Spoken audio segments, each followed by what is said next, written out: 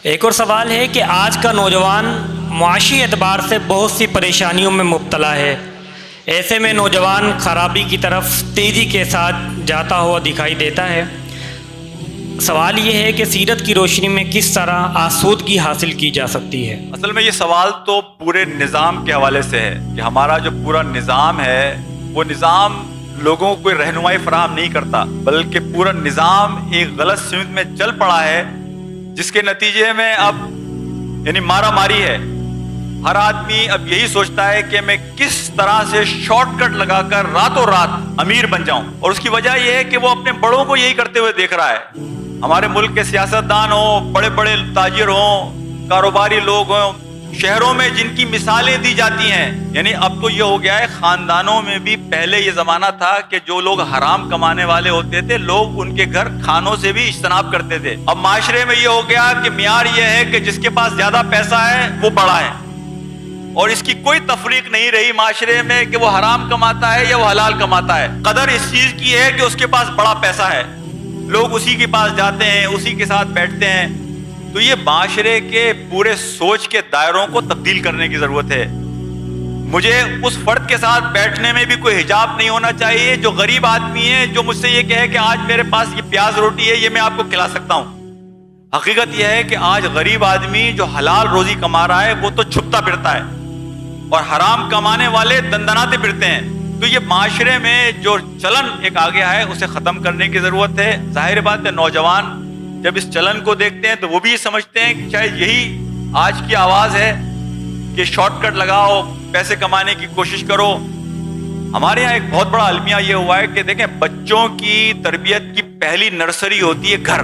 آج سے اگر 70-80 سال پہلے کے بزرگوں کو آپ دیکھیں تو مائیں، دادی، نانی بچوں کی گھر میں وہ تربیت کر رہی ہوتی تھی کہ جس کے نتیجے بچے اچھی چیزیں سیکھتے تھے۔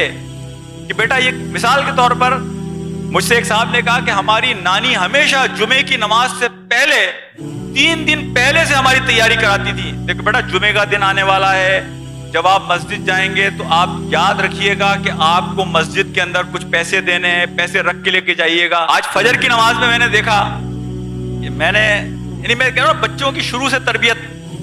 میرے برابر میں ایک صاحب نے فجر کی نماز پڑھی، میں اپنی جانماز لے کر گیا تھا، وہ بھی اپنی جانماز لے کر آئے۔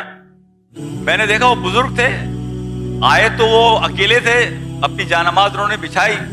نماز جب ختم ہوئی تو میں نے دیکھا کہ پیچھے سے ایک 7 یا 8 سال کا بچہ اٹھ کر آیا، اور اس کے وہ دادا تھے یا نانا تھے۔